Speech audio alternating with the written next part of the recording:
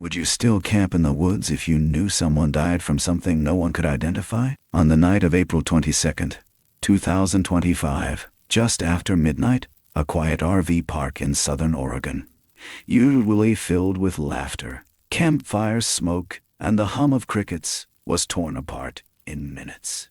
It wasn't a bear. It wasn't a person. Whatever it was, it breathed. Heavy, close, silent. And it didn't leave footprints, scratches, or any real evidence. Just shredded tents, blood, and the kind of fear that never really leaves. I was there the next morning, first on the scene. I spoke to the people who made it through the night. But it was Kayla's story. Raw, shaking, whispering. That's haunted me ever since. In this video, you'll learn exactly what happened inside that locked concrete bathroom, why a toilet paper rack might have been the only thing standing between Kayla and death, and why the police still haven't released the full report. Kayla, just 17, had no flashlight, no cell service, no help. She survived by jamming toilet paper into her mouth, just to keep her own breathing silent, while something breathed back at her from the other side of the stall. If you think the forest only holds birds and bugs, think again. Watch this before your next trip, because whatever it was, it's still out there. Authorities said it was a bear. But bears don't move like that. Bears don't leave behind 20-inch footprints with no claws. Bears don't rip the roof off a camper like a soda can. Kayla had come to the park with her aunt and uncle, camping out in a borrowed Class C RV. That night, at exactly 12:17 a.m., she stepped outside to brush her teeth, and that tiny decision became the sliver between survival and being torn apart. The park's main power line cut out. Everything plunged into blackness. A few curious campers wandered out to investigate, flashlights flickering, and then came the footsteps, so heavy, so deliberate they made the gravel quake. First one scream shattered the night, then another. Metal wrenched, aluminum shredded, and the thing, whatever it was, walked right past where Kayla hid, slow, aware, and absolutely not animal. One couple was found dead, their camper crushed inward, bodies torn, faces locked in an expression of pure horror, blood smeared on the grass, deep gashes on steel, too wide for any clawed paw. And here's the part that still won't leave my mind. The local firefighter who arrived first, a man with 3 decades of disaster behind him, later whispered to a friend, "They always say it's a bear, but I've seen a bear." And bears don't flip trailers. That's when you realize this wasn't just a tragic accident in the woods. This was something else entirely. Something no one wants to admit lives out there. Because if they did, they'd have to explain what it was doing that night in the trees.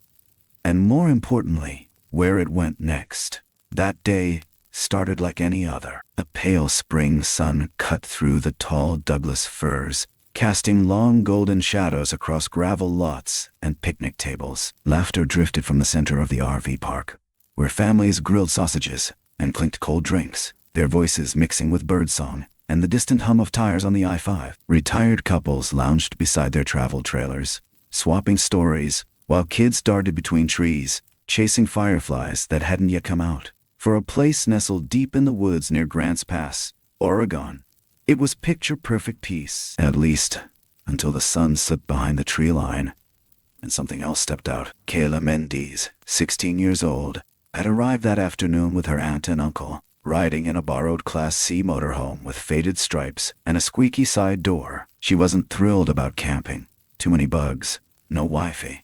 But the idea of a weekend away from school drama seemed worth it. They parked near the public restrooms, next to a couple from Spokane, and across from a shiny Airstream decorated with fairy lights.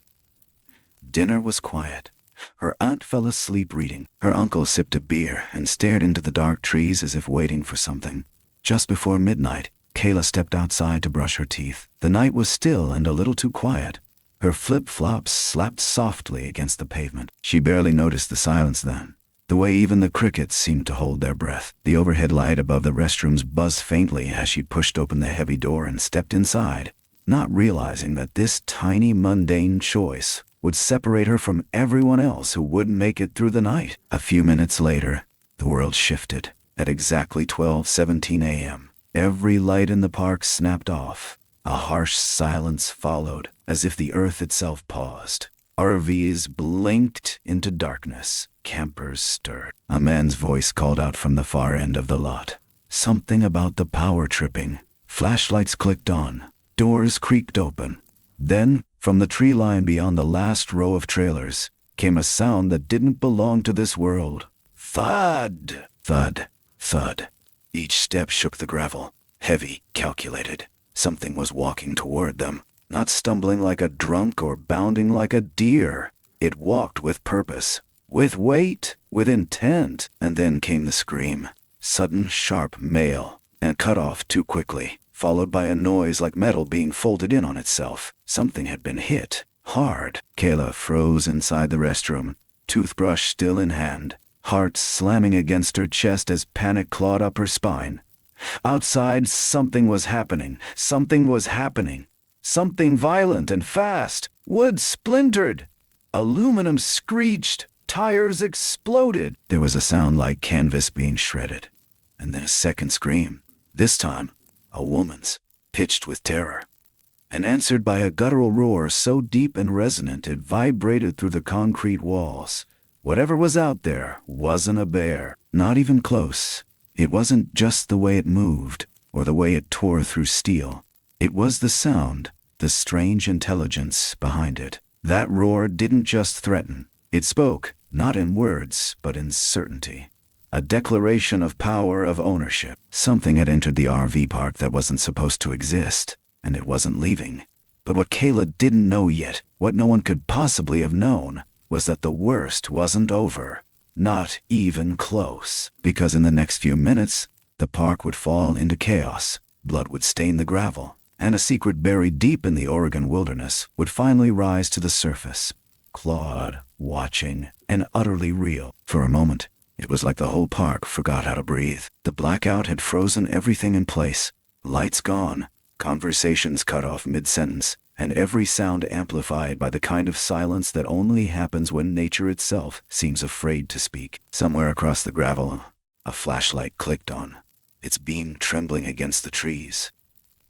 A camper door creaked open, then another. Feet shuffled.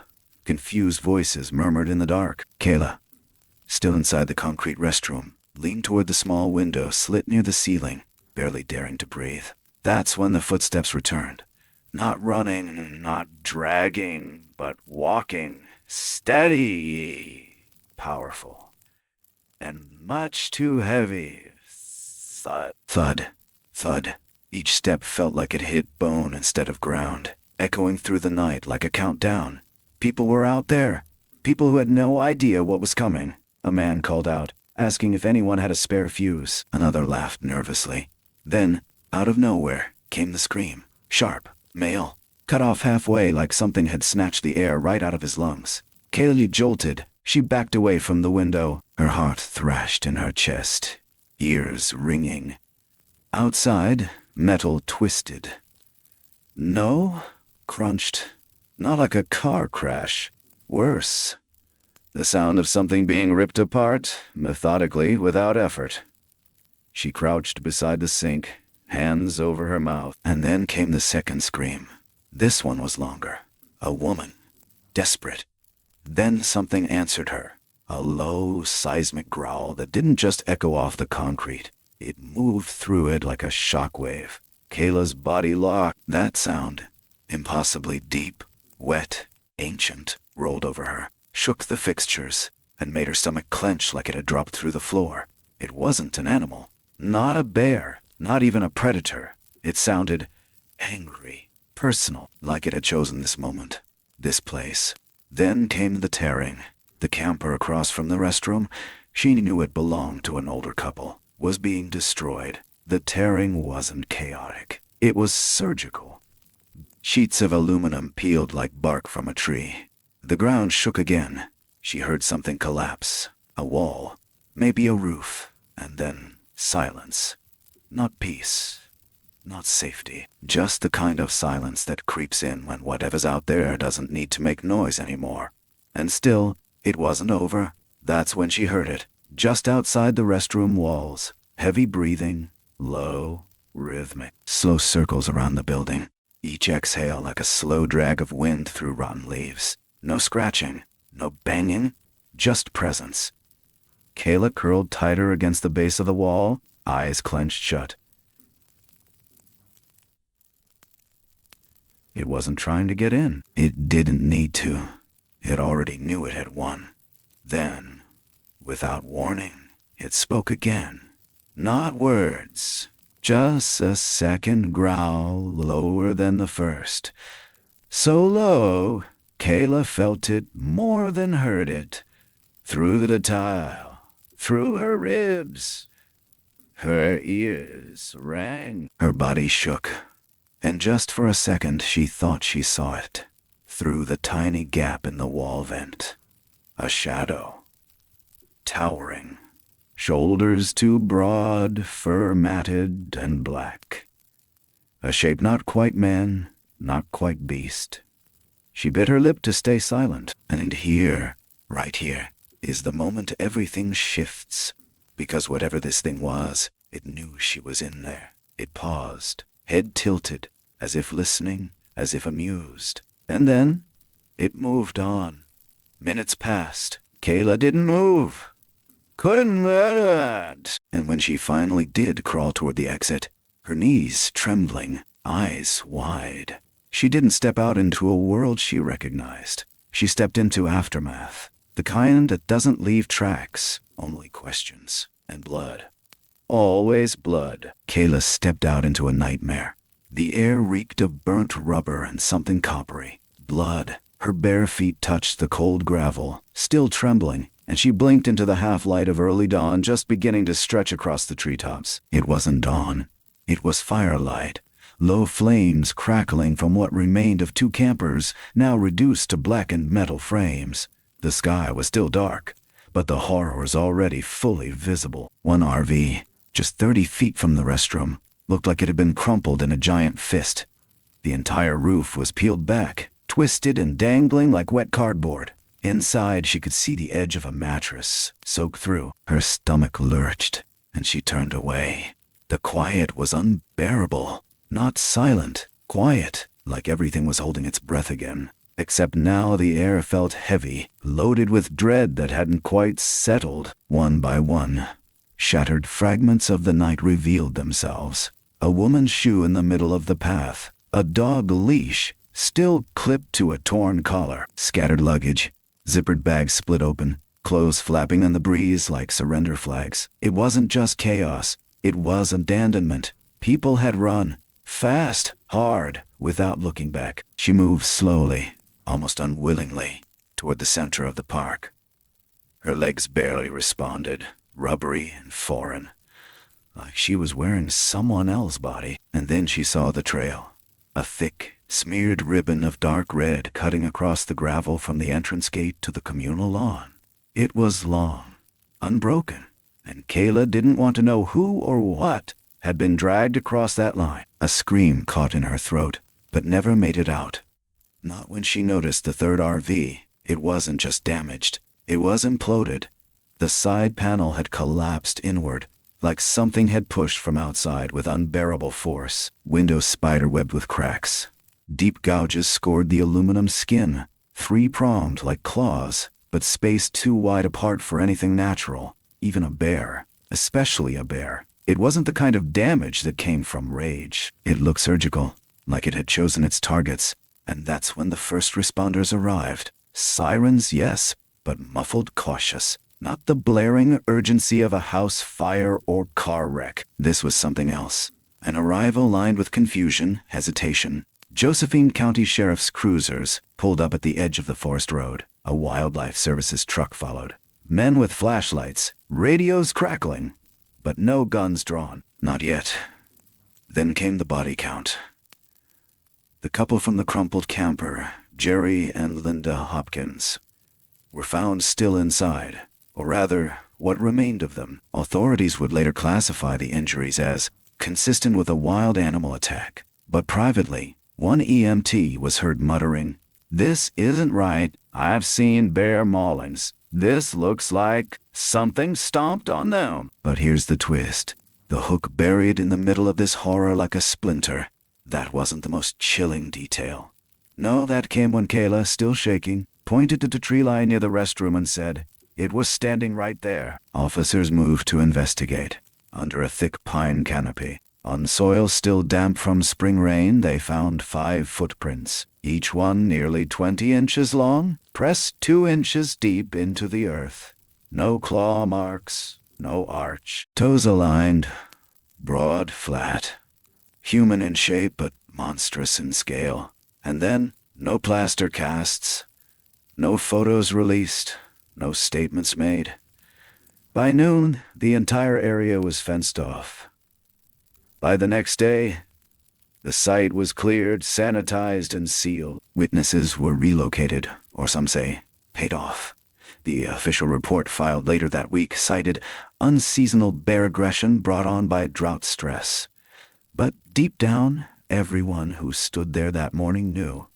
Bears don't walk on 2 legs. Bears don't pick their victims like prey. And bears don't vanish without a trace. The cleanup started fast, too fast. By the second morning, private contractors had rolled in. Not in hazmat suits, but in plain cargo uniforms. No press, no reporters, just a rotating line of unmarked vans and heavy equipment that moved through the RV park like a surgical team in the middle of an amputation. The campers were either towed out or crushed on site. Debris was hauled off in silence. Nobody asked questions. Nobody offered answers. A hand-lettered sign went up at the gate, closed for repairs. But everyone who had been there knew there was no repairing what had happened. There was only burying it. Kayla had already been taken back to reading, but her name started popping up in the corners of the internet, where people tell stories the news won't touch. Cryptid forums lit up with theories. Dogman, Skinwalker, something from the missing 411 playbook. Some users claimed they'd seen similar creatures in the Cascades.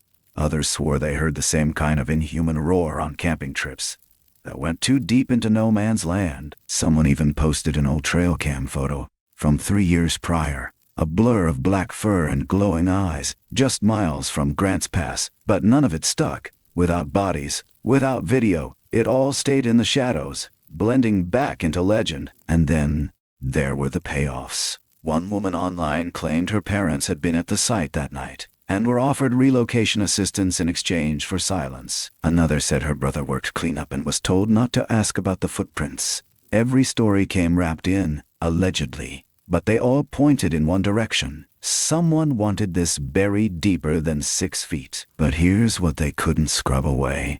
One of the responders, a retired fire captain who had been called in to assist evacuation, later spoke anonymously. He told a friend that nothing he'd seen in 30 years prepared him for what was left behind.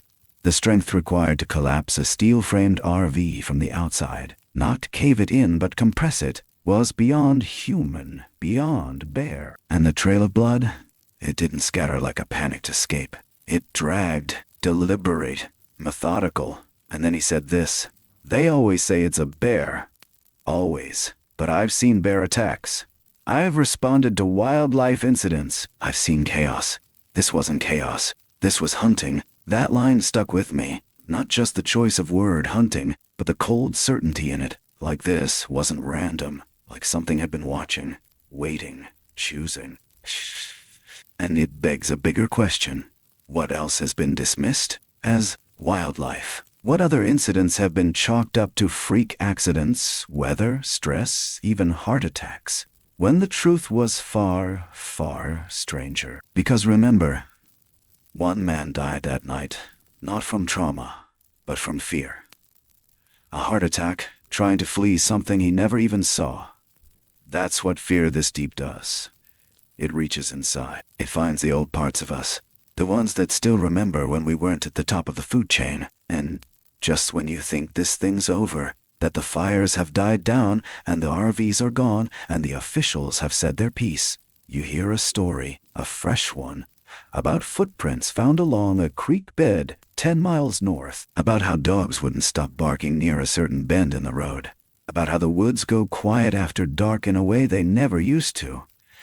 And you start to wonder, was this really a one-time incident? Or just the first one that got seen? Kayla didn't talk much after that. Not to friends, not to family, not even to the therapists her school gently suggested she see, the kind of silence that builds a wall between you and a memory too big to process. She returned to reading, back to her regular life on the outside. But something behind her eyes never came back. When pressed, she only repeated the same thing. It wasn't a bear. It wasn't a man. It was something in between. She described its size. Taller than the doorway, hunched but still enormous, covered in matted black hair, and those eyes, glowing faintly, as if lit from the inside, cold, ancient. A stare that didn't just see her, it knew her. She only caught a glimpse through the vent slit, barely lit by the flicker of a burning trailer. But that glimpse was enough to fracture everything she thought was real. It moved like it didn't belong in this world. Or worse, it did, and we've just spent our lives pretending it doesn't. Investigators privately admitted they had never seen damage like this. Not just the sheer force it would take to collapse a steel-framed RV, but the precision. Doors torn clean off hinges. Support beams bent inward, as if the creature had known exactly where to apply pressure. They took notes. Took photos. But they didn't share the footprints, those 5 massive toe-spread impressions near the restroom. They were never cast, never entered into any database. No press releases, no open files. Just a quiet decision, somewhere above, that this would be recorded as an anomalous animal event. Case closed. But even when you close the file, the fear lingers. Because people in that area have heard things before. Long, distant howls that didn't match any known species. Footsteps outside tents that left no trace by morning. Hunters who never came back. And no dogs ever found a trail. For decades, stories whispered through the pines. Until now, most of them were written off as campfire tales. Backwoods gossip, late-night drunken visions. Not anymore. And here's the part that never left me. The fireman's voice, gruff and quiet over black coffee in a roadside diner months later, when someone finally got him to talk. He didn't even flinch when he said it. He looked down, stirred his cup, and told the table, this wasn't the first time. It won't be the last. They always blame bears. Bears are easy. Bears don't fight back in court. But I've seen campers pulled from trees, 20 feet up. I've seen things snapped that shouldn't snap. And I've seen eyes, watching, just past the tree line. I don't go into the woods anymore. Not without a reason, and never without a fire behind me. That was when it clicked. This wasn't a one-off. It wasn't a freak incident. It was a glimpse, a rip in the curtain, a moment where the thing that doesn't belong in our world forgot to stay hidden. And when it was done, it didn't vanish. It withdrew. So ask yourself this. If one RV park, on one night, in one quiet corner of Oregon, can be torn open like that, how many others have come close? How many other Kaylas stayed quiet? How many other trails have been swept clean? And the next time you're deep in the woods, and the crickets go silent, and the trees seem just a little too still, don't ask yourself if there's something out there. Ask yourself if it already knows you're there. The RV park at Grants Pass remains closed to this day. Not condemned. Not torn down. Just sealed off. The fences are high, lined with faded no trespassing signs that flap in the wind like forgotten warnings. If you drive past on Highway 199, you might not even notice it's there. A patch of stillness swallowed by pines. No memorials, no plaques. Just a place quietly erased. But for those who lived through it, or barely did, forgetting isn't an option. The metal still remembers. The fire-scorched gravel. The walls clawed inward. The silence before the scream. Kayla doesn't speak to the press. Her family moved again last fall, this time without forwarding an address. She deleted her socials, but a friend of hers, someone who knew her before, told a message board that she still wakes up in the middle of the night, breathless, staring at the corner of her room like she's waiting for something to step through. Not charge, not roar, just stand there, watching. Like it did once before. She says she only saw it for a few seconds through the restroom window. But those seconds rewrote everything, because once you see something like that, you start to notice what's missing in other stories. You notice how quickly people are silenced, how fast reports vanish, how entire swaths of forest suddenly close for controlled burns that never seem to leave any ash. You start to understand what they really mean when they say, it's better not to know. But here's the part I can't shake, and maybe you'll feel it too. If something like that exists, what else does? That footprint, that growl, that knowing stare. They were intentions. Maybe it wasn't hunting at random that night. Maybe it was checking boundaries, testing fences, seeing what the humans would do. And when all we did was run, file reports, and sweep up debris, it simply walked back into the woods, like it always does, patient, hidden, waiting. So next time you hear a strange noise beyond your campsite, some heavy shift between the trees, some breath too deep to belong to anything you know, don't shrug it off. Don't blame the wind. Don't say it was probably a bear, because bears don't walk on two legs. Bears don't crush RVs from the outside, and bears don't leave footprints like that. If you've ever seen something out there, felt watched when you were alone, or heard footsteps where none should be, tell us. Drop your story in the comments, because what happened at Grants Pass wasn't just a fluke. It was a reminder, and sometimes the scariest thing isn't the monster itself. It's knowing it's still out there, and it remembers you too.